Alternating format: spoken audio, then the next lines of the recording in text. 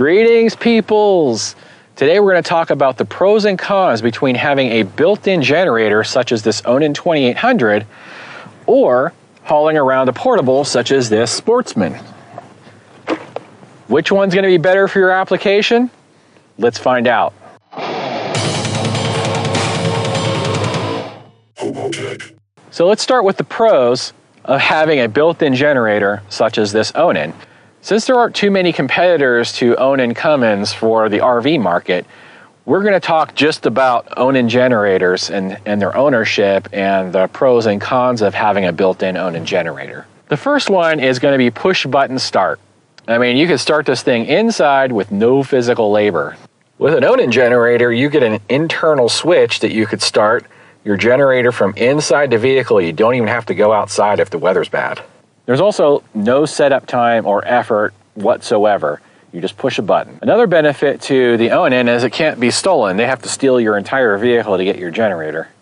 Even though these are worth thousands of dollars, it's pretty hard to steal them.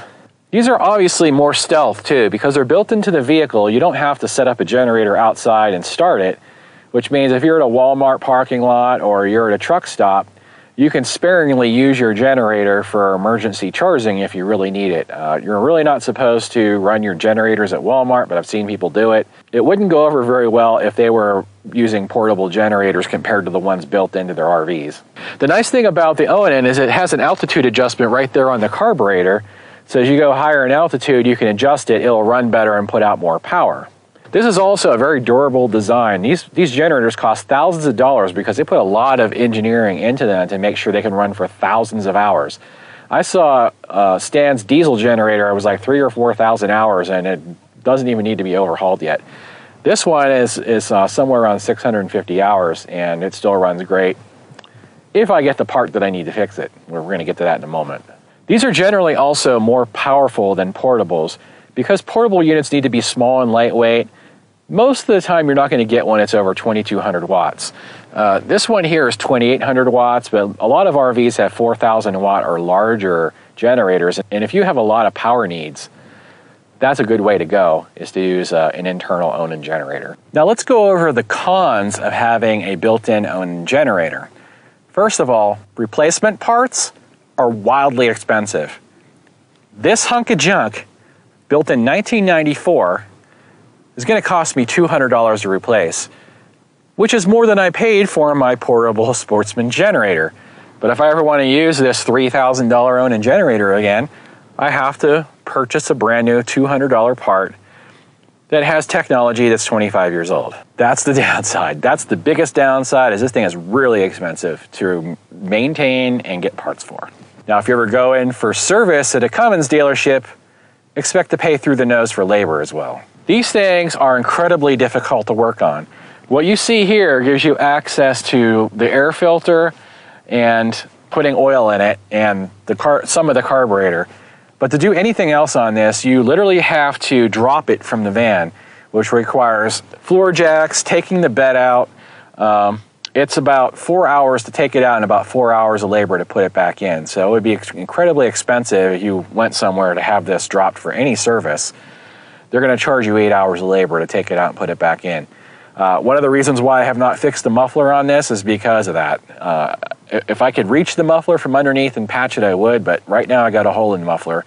And I'm sure if I went to buy a new muffler at ONAN, that's probably going to be 200 bucks. Now, oil changes on this are a nightmare. You got to climb underneath with a milk jug and a funnel. Then you have to use a ratchet with an extension to get up into the bolts and loosen it and hope to get that bolt out of the way to where the oil pours into the funnel. Now, I've recorded 2 videos on changing the oil on this, and both times I made a complete mess of it, and it was very embarrassing. It's not the easiest thing in the world to do. Even when you're mechanically inclined, it still is pretty messy. Oil filters and air filters for ONAN generators are also crazy expensive. They want $20 for that air filter, and I got to change it every 100 hours. And I was using this thing a lot. 100 hours is basically once a month when I was using it. Now I'm not using it anymore, it's not a big deal. Those of you with larger generators like the 4000s and up, they also have oil filters, and I have no idea what they charge for oil filters, but I'm going to guess probably 20 bucks a piece. The other downside to these ONAN generators is while they put out a lot of power, they're very fuel inefficient. This actually costs $1 an hour to run at current fuel prices. It uses 1/3 of a gallon per hour to run, and it doesn't matter if I'm running a night light off of it or if I'm running 50% load. Now obviously at 100% load it's going to use more fuel, but for the most part it uses 1/3 of a gallon per hour no matter what kind of load I put on it. That's very inefficient compared to my portable generator, which only uses 0.08 gallons per hour. The other downside to these built-in ONAN generators is they are loud. I can't tell you how loud it can be inside the van listening to these things run for hours on end. It's a loud drone, it vibrates the van. If you're in a big Class A or some really big motorhome, it may not be as big of an issue, but when you're in a smaller vehicle like this, the sound and vibrations just fill the inside. I mean, you can't hear yourself think. That's a big downside to these. You also can't sleep with these generators running. Like say you're in a place where it's 80, 90 degrees at night and you can't sleep and you want to run your air conditioner. Well, you can't run this while you sleep because of the dangers of carbon monoxide. They even tell you in the manual, never run these while you sleep because the carbon monoxide could seep up through the floor and kill you. Now, I do have a carbon monoxide detector like everybody should. Everybody should have a carbon monoxide detector, even if you have a self-built van. Always have a carbon monoxide detector for a place that you sleep in because you never know what the source might be, and it's a colorless, odorless gas that will kill you pretty quickly. That scares me to ever run this thing and take a nap, so I've never done it. You also can't have the windows open while you run this thing because the exhaust comes out the side, or out the back in my case. All the windows in the back, basically the exhaust will come up and suffocate you. So you got to keep the windows closed while you run your internal generator, and that kind of defeats the purpose in the summer when it's hot. Okay, let's talk about the pros of having one of these portable generators. They're cheap to buy and replace. This thing cost me $149 at Home Depot. It has 750 hours of use on it so far. I'm sure I can get another 250 out of it before it maybe blows up. The other benefit is these things are great on gas. This has a little 40cc engine in it, and it only uses 0.08 gallons per hour on average. I can run this for 8 or 9 hours on a half a gallon of gas. That's only $1.50 to have electricity all day long. These are also much easier to maintain. There are no oil filters. The air filter can be cleaned by hand and reused. A lot of the maintenance can be done. If you know anything at all about mechanics, you can clean all the parts, pull out the spark plug and stuff in a couple of minutes. It's really, really easy to work on. And everything's accessible because you can just take the panels off the side, like this. Now it's covered in red dust because I had the cover off when I changed the oil and I didn't put the cover back on, but that's superficial. Oil changes on this only takes minutes. You just pull the dipstick out, flip the thing over onto a plastic bag. It dribbles out 6 or 7 ounces of oil. You throw that away. You put a funnel in there and put 7.5 ounces of oil in and you're ready to go. It's that simple. It takes 5 minutes. What's great about these is that you can place them away from camp. You can run extension cords as long as you want, hundreds of feet if you want to, so that you don't have to hear it or smell it. You can't do that with your built-in generator. Now you can run this all day and night without any concern at all for carbon monoxide poisoning or gas fumes, because you can place it very far away from camp. You'll never have to smell it, and you'll never have to hear it if you don't want to. These are also much quieter than an ONAN generator, but that does depend on the model. You can get some portable units that are really loud, then you can get some that are whisper quiet, and usually that comes down to price. If you want to pay $1,000 for a 1,000-watt ONAN generator, it's going to be whisper quiet. Or you can get one of these for $150 and put up with a little bit of noise.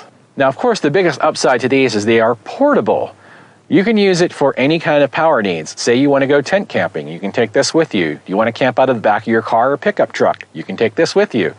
In my case, I just keep it with my camper van, and this is what I use to charge my batteries when there's not enough solar. Now, here are the cons of these portable generators, and there are some. First, they require extra space to store. Now, this is not a large generator by any means for being a portable unit. In fact, I bought this particular one because it was so small.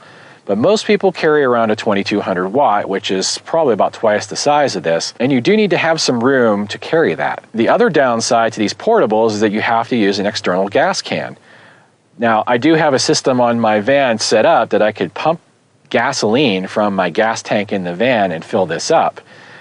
But that's kind of a pain, and since the Onan isn't really running right now, I can't do that. But I do keep a 2.5 gallon gas can strapped to my bumper so that I could easily fill it up at a gas station and then fill this up as needed. This also requires physical labor to move and start. This is very lightweight. I think just about anybody can pick this up. But if you're getting up into the 2,000 watt zone on these portable generators, they could be 40, 50, 60 pounds, and not everybody can lift and move that around. That could be a major downside. They also require physical labor to start. Now, unless you get a really expensive model that has electric start and has a battery, those are going to be super heavy. You can remote start those from inside your vehicle, but they're huge and they're heavy, and a lot of times they're kind of expensive. These little ones, you just have to pull start them, and you have to be able to physically do that action in order to start them up. Now, this starts almost every time on 2 pulls, but once in a while I'll get a vapor lock issue and I got to pull it 20 or 30 times to get it started. This also does require setting up and running cords. So you do have to put this somewhere. I put it on a rubber mat when I put it on the ground, just in case the ground gets wet, it doesn't sink into the ground, doesn't cause splashing, keeps the dirt from getting into the air filter. But you also have to run your 25, 50, 75 foot cord out to it, and then I also use a sound barrier in front of it to try to keep some of the sound from coming back into camp. So it does require some setup time. The other downside to these portables is that they can be easily stolen from your camp. You leave it outside at night when it's off, somebody spots it, they can literally walk through your camp, pick it up and walk away. You probably wouldn't even know it was gone until you went to go start it. That's a downside. Now, these cheaper generators are generally less reliable. They're made in factories in China in bulk. There's no love involved in building these things. Now, you can probably still, if you really pay through the nose, get some American-made, really well-built generators, or Japanese models like the Hondas. That's why the Hondas are so expensive. They're very, very well-built. They'll last you a very long time, but they're $1,000 for the smallest one. So you are paying more for reliability when you pay for the more expensive portable units.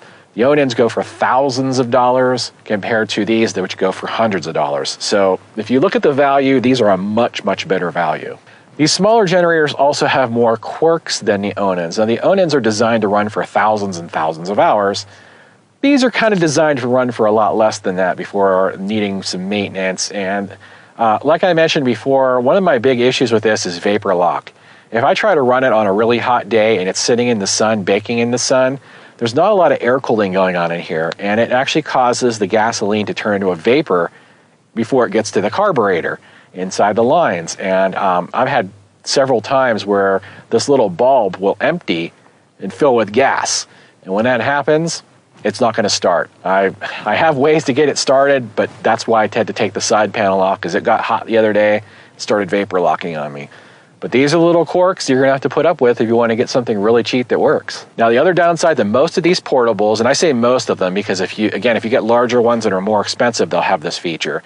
But these smaller generators, they don't have an altitude adjustment. In fact, they tell you if you try to run them over 3,000 feet, they may not run at all, or if they do run, they'll put out a lot less power. Now, I've run this up to 7,000 feet, and it has worked fine, but I can tell you that at 7,000 feet, it puts out a lot less power. I maybe get it to run a 400 watt charge, maybe 500 watts, but that's about it. Now, here where I'm at now is about 4,000 feet. It has really no problems running the air conditioner and charging the batteries at maximum.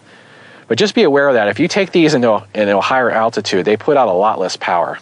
So if you are going to buy one, sometimes it is better to get a bigger one that can put out more power if it doesn't have that adjustment, so that when you go to the higher altitudes, you're not going to run into power issues. I have had a few issues with this at altitude, and yeah, in hindsight, probably would have been better to buy a bigger model, but for now, it's still doing the job. Well, I hope you enjoyed this video.